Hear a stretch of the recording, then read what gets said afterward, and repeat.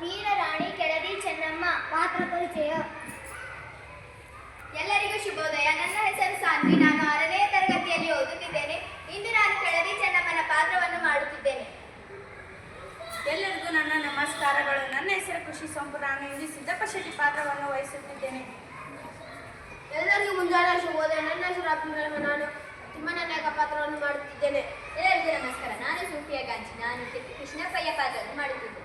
ಎಲ್ಲರಿಗೂ ನಮಸ್ಕಾರ. ನನ್ನ ಹೆಸರು ಯಶವಂತಯ್ಯ ಶಿವಯ್ಯ ಬೆಳಗಿ ಮತ್ತು ನಾನು ರಾಜಾರಾಮನ ಪಾತ್ರವನ್ನು ಮಾಡುತ್ತಿದ್ದೇನೆ. ಎಲ್ಲರಿಗೂ ನಮಸ್ಕಾರ. ನನ್ನ ಹೆಸರು ಬೇಜಾರ. ನಾನು ಜಂಗಮೇಶ್ವರ ಪಾತ್ರವನ್ನು ಮಾಡುತ್ತಿದ್ದೇನೆ. ಎಲ್ಲರಿಗೂ ನಮಸ್ಕಾರ. ನನ್ನ ಹೆಸರು ಅಮಿತ್ ಚೋಕಲ್. ನಾನು ಸೇನಾಧಿಪತಿ ಪಾತ್ರ ಮಾಡುತ್ತಿದ್ದೇನೆ. ಎಲ್ಲರಿಗೂ ನಮಸ್ಕಾರ. ನನ್ನ ಹೆಸರು ಜ್ಯೋತಿ ಕಲ್ಮಠ್. ನಾನು ಬೇಗಾರ ಪಾತ್ರವನ್ನು ಮಾಡುತ್ತಿದ್ದೇನೆ. ಎಲ್ಲರಿಗೂ ನಮಸ್ಕಾರ. ನನ್ನ ಹೆಸರು ಶ್ರವಣಸ್ಕೊಂಡು. ನಾನು ಸೈನಿಕ ಪಾತ್ರವನ್ನು ಮಾಡುತ್ತಿದ್ದೇನೆ. ಎಲ್ಲರಿಗೂ ನಮಸ್ಕಾರ. ನಾವು ರಾಣಿಯರ ಸಖಿಯರು. ನನ್ನ ಹೆಸರು ಖುಷಿ ಅಕ್ಕಿ. ಕೆಳದಿ ಶಿವಮೊಗ್ಗ ಜಿಲ್ಲೆಯ ಸಾಗರ ತಾಲೂಕಿನ ಗ್ರಾಮ. ಅಲ್ಲಿ ವೀರರಾಣಿ ಕೆಳದಿ ಚೆನ್ನಮ್ಮ ಆಳುತ್ತಿದ್ದಳು. ಈಕೆ ಈ ರಾಜ್ಯದ ಕೀರ್ತಿಯನ್ನು ದಿಕ್ಕುಗಳಿಗೂ ಹಬ್ಬಿಸಿದಳು. ಇವಳು ಶಿಕಾರಿಪುರ ತಾಲೂಕಿನ ಕೋಟಿಪುರ ಗ್ರಾಮದ ಸಿದ್ದಪ್ಪ ಶೆಟ್ಟಿ ಎಂಬಾತನ ಮಗಳು. ಸೋಮಶೇಖರ ನಾಯಕನ ಮಡದಿ. ಈಕೆಯ ರಾಜ್ಯಾಭಿಷೇಕ ಕಾಲ ಸಾಲಿವಾಹನ ಶಕ 1672ರಿಂದ 1697. ದೃಶ್ಯ 1. ರಾಜಸ್ಥಾನದ ದೃಶ್ಯ. ಆಸ್ಥಾನದಲ್ಲಿ ಚೆನ್ನಮ್ಮ ಪ್ರಜೆಗಳ ಕಷ್ಟ ಸುಖ ಹಾಗೂ ದೂರು ದುಮ್ಮಾನುಗಳನ್ನು ಆಲಿಸುತ್ತಿದ್ದಾಳೆ. ಸರತಿ ಸಾಲಿನ ಕೊನೆಯಲ್ಲಿ ಇಬ್ಬರು ಜಂಗಮರು ನಿಂತಿದ್ದಾರೆ.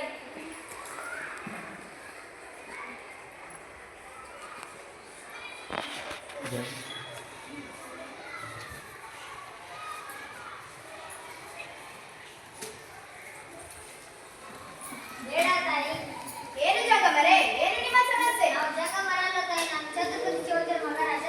ಏನು ನೀವು ಛತ್ರಪತಿ ಶಿವಾಜಿ ಅವರ ಮಕ್ಕಳೇ? ನನ್ನಿಂದೇನಾಗಬೇಕು? ಬನ್ನಿ ಕುಳಿತುಕೊಳ್ಳಿ.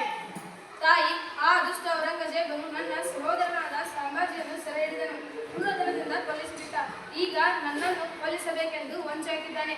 ನಮ್ಮ ರಾಜ್ಯವನ್ನು ಉಳಿಸಿಕೊಳ್ಳಲು ಸೇನೆಯನ್ನು ಕಳುಹಿಸಿದ್ದಾನೆ. ಈಗಾಗಲೇ ಕೆಲವು ಕೋಟೆ ಅವನ ಕೈವಶವಾಗಿವೆ. ಶತ್ರುಗಳ ಕಣ್ಣು ತಪ್ಪಿಸಿ ಇಲ್ಲಿಯೇ ಬಂದಿದ್ದೇವೆ. ನಮಗೆ ರಕ್ಷಣೆ ಕೊಡಿ. ಬೇರೆ ರಾಜರಾದ ನಿಮಗೆ ರಕ್ಷಣೆ ನೀಡಲಿಲ್ಲವೇ? ಇಲ್ಲ ತಾಯಿ, ಆ ದುಷ್ಟ ಔರಂಗಜೇಬನ ಕೋಪಕ್ಕೆ ಹೆದರಿ ರಕ್ಷಣೆ ನೀಡಲು ನಿರಾಕರಿಸಿದರು. ಆತನ ವೈರತ್ವ ಕಟ್ಟಿಕೊಳ್ಳುವುದು ಯಾರಿಗೂ ಸುಲಭದ ಮಾತಲ್ಲ. ಇರಲಿ, ಶಿವಾಜಿ ಮಹಾರಾಜರ ಮಗನಿಗೆ ರಕ್ಷಣೆ ನೀಡುವುದು ನಮ್ಮ ಕರ್ತವ್ಯವೆಂದು ಭಾವಿಸುತ್ತೇವೆ. ನಿಮಗೆ ಆಶ್ರಯ ನೀಡುವುದು ನಮ್ಮ ಧರ್ಮ. ತಿಮ್ಮಣ್ಣ ನಾಯಕರೇ, ಇವರನ್ನು ನಮ್ಮ ಅತಿಥಿ ಗೃಹಕ್ಕೆ ಕರೆದೊಯ್ಯಿರಿ. ತಕ್ಕ ವ್ಯವಸ್ಥೆ ಮಾಡಿರಿ. ತದನಂತರ ಆಲೋಚನೆಯನ್ನು ಮಾಡೋಣ. ಆಗಲಿ ತಾಯಿ. ನಿಮ್ಮ ಉದಾರ ದೊಡ್ಡದು. ನಾನು ನಿಮಗೆ ಕೃತಜ್ಞ. ದೃಶ್ಯ 2. ಕೆಳದಿ ಸಂಸ್ಥಾನ. ರಾಜ್ಯಸಭೆ ನಡೆಯುತ್ತಿರುವ ದೃಶ್ಯ. ಚೆನ್ನಮ್ಮ ಸಿಂಹಾಸನದಲ್ಲಿ ಆಸೀನಳಾಗಿದ್ದಾಳೆ. ತಿಮ್ಮಣ್ಣ ನಾಯಕರೇ, ರಾಜಾರಾಮನಿಗೆ ಆಶ್ರಯ ನೀಡುವ ಬಗ್ಗೆ ನಿಮಗೇನು ಅಭಿಪ್ರಾಯ? ಅಮ್ಮ, ನೆನಪು ಮಾಡಿಕೊಳ್ಳಿ. ಶಿವಾಜಿ ಮಹಾರಾಜರು ನಮ್ಮ ರಾಜ್ಯದ ವ್ಯಾಪಾರ ಕೇಂದ್ರವಾದ ಕುಂದಾಪುರ ಗೋಕರ್ಣಗಳ ಮೇಲೆ ದಾಳಿ ಮಾಡಿದ್ದರು. ಅಲ್ಲಿ ನಮಗೆ ಸೇರಬೇಕಾಗಿದ್ದ ತೆರಿಗೆ ಹಣವನ್ನು ಕಿತ್ತುಕೊಂಡು ಹೋಗಿದ್ದರು. ನಿಜ ತಿಮ್ಮಣ್ಣ ನಾಯಕರೇ. ಸಂಭ್ರಮಿಸ ಕೃಷ್ಣಪ್ಪನವರು, ನಿಮಗೇನು ಅಭಿಪ್ರಾಯ? ತಾಯಿ, ನಾವಿಗೆ ರಾಜರಾಮನಿಗೆ ಆಶ್ರಯ ನೀಡುವುದು ಕಷ್ಟಕರ. ಔರಂಗಜೇಬನ ತಿಳಿದರೆ ಆತನ ಮೇಲೆ ದಾಳಿ ಮಾಡಿ ಆತನದು ಬಲಾಢ್ಯ ಸೈನ್ಯ, ನಮ್ಮದು ಚಿಕ್ಕ ಸೈನ್ಯ. ನೀವೇನು ಹೇಳುತ್ತೀರಿ ಅಪ್ಪಾಜಿ? ಶರಣು ಬಂದವರಿಗೆ ಆಶ್ರಯ ನೀಡುವುದು ನಮ್ಮ ಧರ್ಮ. ದುಷ್ಟರಿಗೆ ಎದುರು ಹಿಂಸೆಸೋದಕ್ಕಿಂತ ಮುಂದುವರೆದು ಹೋರಾಡುವುದೇ ಲೇಸು. ಅಪ್ಪಾಜಿ ಹೇಳುವುದು ನಿಜ. ಈಗ ರಾಜಾರಾಮರು ನಮ್ಮಲ್ಲಿ ಆಶ್ರಯ ಬೇಡಿ ಬಂದಿದ್ದಾರೆ. ಅವರಿಗೆ ಆಶ್ರಯ ನೀಡುವುದು ನಮ್ಮ ರಾಜಧರ್ಮ.